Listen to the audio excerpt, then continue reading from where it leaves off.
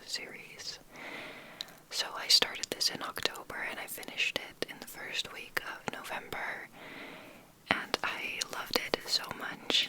I even annotated it. I did 2 color tabs, and pink is for plot things that I wanted to remember, key moments, and yellow was for quotes that I loved. So, The Lord of the Rings, if you don't know, is a fantasy series set in a world or continent called Middle-earth, where there are many different types of folk, and it follows a hobbit called Frodo, and he becomes the owner of a very special golden ring, and there's a very wise wizard called Gandalf, and he comes to Frodo and explains about the ring and what it means. He got it from his uncle Bilbo, who got the ring in the book The Hobbit. And the ring is very dangerous and powerful, and they set out on a journey to destroy the ring, but they have to cross the land, so it's kind of like Dora the Explorer following the map and going all the way to the other side. Same thing. I really liked this story. It reads like a classic to me. Not fully, but it definitely has that, I guess, older style. I don't know, I feel like it's very different from what I've read before in fantasy land, so this was really exciting to me. I think that the writing, the world building is absolutely phenomenal, and there's nothing like it. I feel like I can understand and see how this set the tone for how so many fantasy stories are written, and generally how stories are written. I guess you could say it's a bit slower paced, but at the same time there's so much happening and it's very descriptive, and I really love that. You can really envision everything. I also, with now reading the books, have so much more respect for Peter Jackson, the director of the movies, which just generally the size of the production, it's like ginormous. Of course I have respect for what he does, I could never.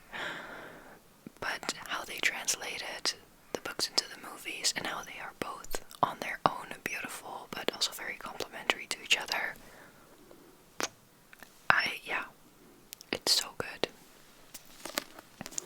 And coming from someone who saw the movies first, I did still really love reading the book. I often struggle a little if I saw the movie first, because I just have a different vision or something, but this, I don't know, I could still really place this in the visuals that I had of the movie, and it's nice that I already had faces for the characters, I will say.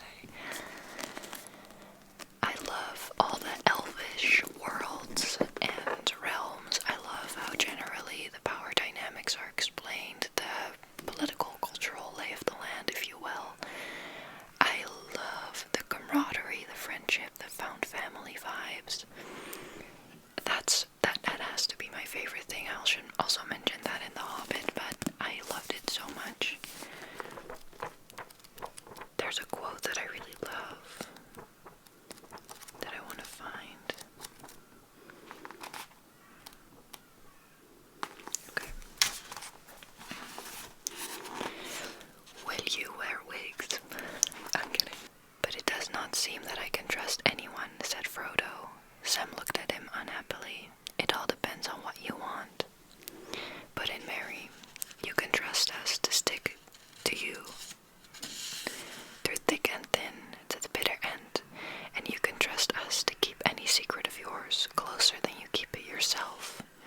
But you cannot trust us to let you face trouble alone and go off without a word. We are your friends, Frodo. Anyway, there it is. We know most of what Gandalf has told you. We know a good deal about the ring. We are horribly afraid, but we are coming with you, or following you like hounds. I really loved this because it does describe sense of camaraderie and, sorry about that, how much they support each other. It's, we are terribly afraid. This is all terrible. I'm shitting myself, but I'm gonna stick with you. That's the vibe of this entire book. I love it. I also love how Legolas and Gimli became friends. I love that in the movies as well, how they are so, like, first they are bickering and then they're friends. I love it. It has humor. It has the dry humor. It's got immaculate world building. It's got an amazing plot. It has beautiful quotes. There's a song which is just beautiful. Sonnets, kind of. I loved it. I think that the crows outside are having a party and that they didn't invite us to. It's very rude, I know, but I'm sorry. I can't stop them.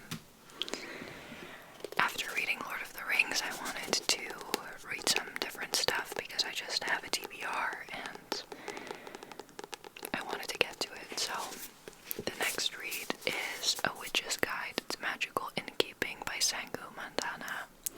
I'd read The Very Secret Society of Irregular Witches and I really loved it, so I decided to pick this up for a cozy autumnal witchy read.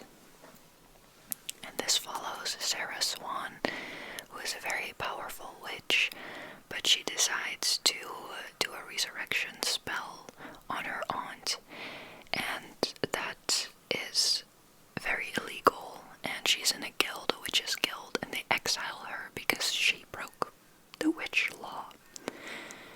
So, because the spell was really intense, she loses her power, and she loses access to anything related to the guild, so all the library books, etc., and her community.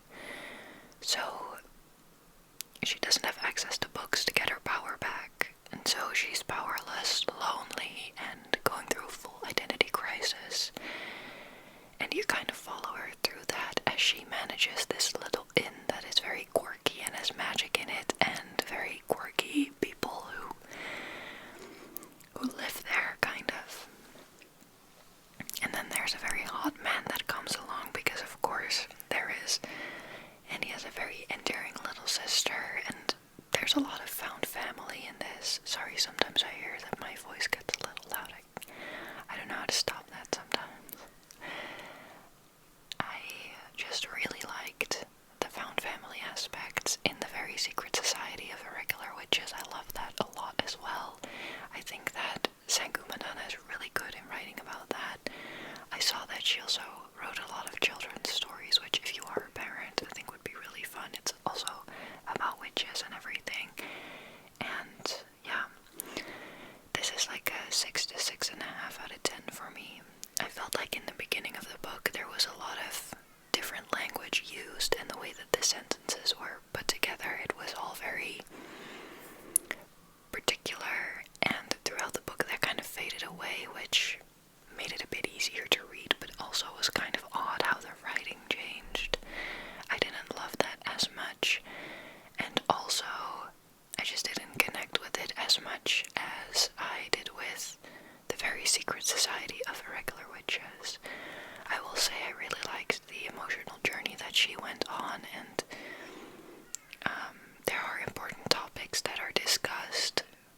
Sometimes I also feel like, I talked about this in a vlog on my other channel, but sometimes with important topics, I feel like in books, especially in contemporary romance books, it sometimes feels like they're just ticking things off a list of like, okay, TikTok is really talking about this and this and this lately, we're gonna make sure that this is in the book. So a form of cultural representation, of course, it's very important. Sometimes it just feels like it's kind of pushed in there. I don't know, sometimes for the sake of the plot, like conversations around consent and they are all very important to have, surely. However, I would argue that for the sake of a storyline and for the sake of imagination and everything, not everything always has to be touched on. But that's just, that might be a hot take, I don't know, but sometimes I just notice, especially if you read a lot of contemporary romance, I don't know, I don't know, I just don't like it when I read too much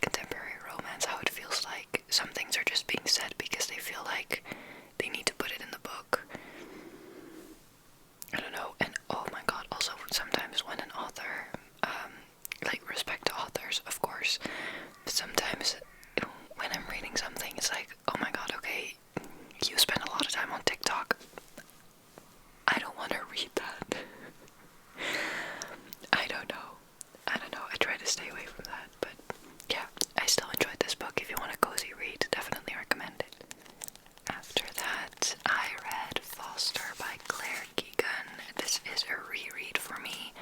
I really like Claire Keegan and her writing, and I had been thinking about Foster for a long time and wanting to revisit it, so I did. It's 80 pages long, so it was a quick read. This follows a girl who lives in a family where there are a lot of children, and her mom is pregnant, and so she gets sent to family friends or distant relatives, I don't know. And she spends the summer there, and it is a very touching story. It's very endearing, but it also has a sad edge to it, and I don't know, I always really like that when it's a bit of both, so I really love this story. I don't really have a rating for it. 8.5 out of 10, I guess. It's really good, and the writing is really good as well. So if you like literary fiction and short stories, I definitely recommend Foster. She also wrote Small Things Like These. It's been made into a series or a movie with Cillian Murphy. So Late in the Day is also a good short story, and I read Antarctica, which is a collection of short stories. Also very good. Her most recent release is Walk the Blue Fields. I haven't read that yet. If you have, let me know, and let me know your thoughts and if I should read it. I think it came out this year in October or last year in October. Let me know. But that was Foster. And then I picked up Never Let Me Go by Kazuo Ishiguro. I'd read Clara and the Sun in my library challenge, so that was in August. And this is his 2005 release, and I think it aged really well. This was actually a really good read. I had a lot of trouble getting into it.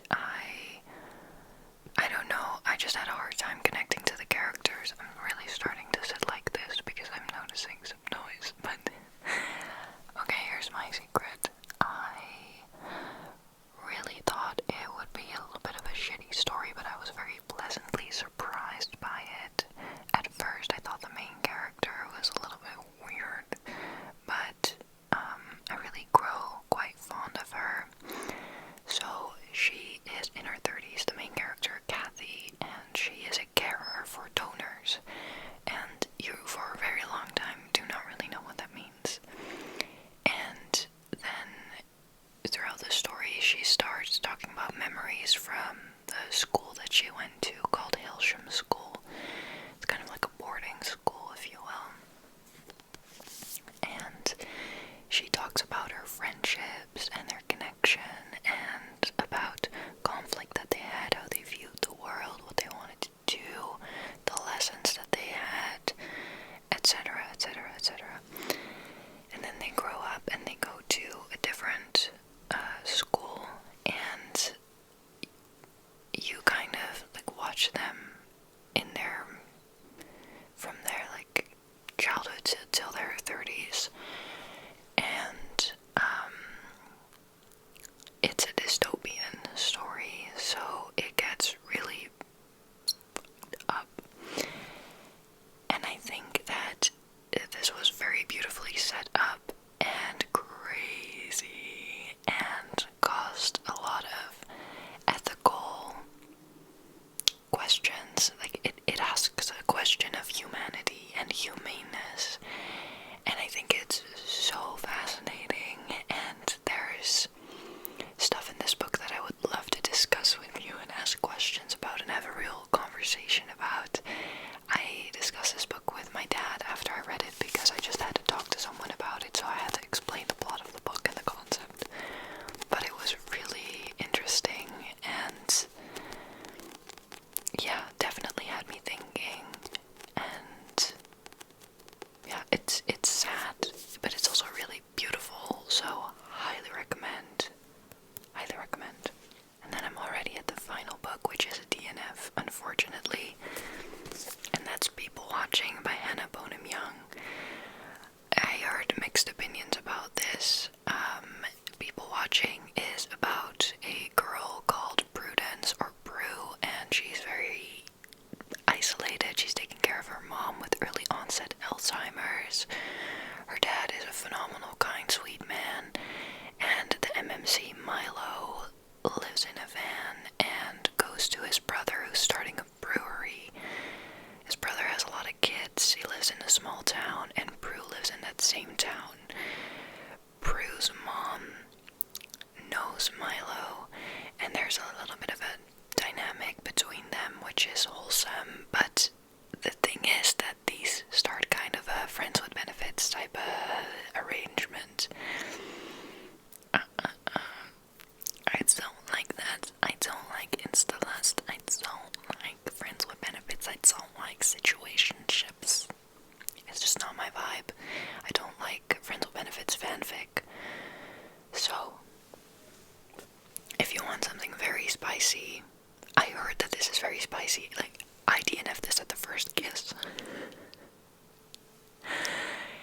I need a slow burn, friends to lovers. I don't like it when they lay eyes on each other and then they want to hook up immediately. I don't like that. So, yeah, this was just not for me. This was not for me. Beautiful cover. I'm sad about it because Hannah Bonham Young's Out on a Limb and Out of the Woods were very sweet and wholesome and endearing, I found. And then there was spice in there and it was good. But it added to the story. It was kind of a thing within the story and not like the main thing. And then around it there was a little bit of plot happening, which this is kind of what that felt like. And then with dealing with themes like Alzheimer's and a very rough childhood and things like that, it's just a lot. It's just a lot. So, and this is kind of what I mean with in contemporary romance. There are so many topics that are important jammed into these books that I'm just like, no. So, safe to say, I went back to a place that I love, and I am currently reading The Two Towers from Lord of the Rings, the second book, and I'm very excited about it. I am glad that I made the time to read some other things in the meantime. I'm also very happy to be back here. I'm excited to see where the story goes. I did watch the Two Towers movie, but I never saw The Return of the King, so I did when I was a kid, so I don't remember how the story ends, which I think is really, really exciting. So even though I still have imagery in my head for this story with The Return of the King, I won't have any reference really. So I'm just really excited to get there, and yeah. I am really becoming a Lord of the Rings nerd, so anyway, very excited to be back here. I also really recommend the audiobooks. Andy Serkis narrates them, who plays Gollum Smeagol, and they're on Spotify, so if you have a Spotify subscription, you can just listen to the audiobook from a phenomenal narrator, so highly recommend. And yeah, that was already all the books that I read. This feels like a shorter video. I feel like I really went through that quite quick, but I just don't have a lot more to say about it. I do have a tiny little announcement. If you like vlogs and hanging out and everything, I have a vlog channel, and on there I am going to do 24 Days of Comfort, which is a video concept kind of in the style of Vlogmas, where I'm going to be uploading a video for every day for 24 days, but it's more of a casual tea time check-in to relax and unwind. It's just not an ASMR, because I can't film 24 ASMR videos with construction going on in the neighborhood. I'm dependent on very specific times. So every day in that video I'm going to try a tea from my Buka tea calendar, and I'm going to talk about various topics from books, mental health hobbies, lifestyle things, goals, reflections, but also like what's in my bag, night routine, blah blah blah, just your classic cozy YouTuber stuff. I'm very excited about it. I love having a passion project to just give my energy to for a set period. I really felt like I needed the creative outlet in a different way than making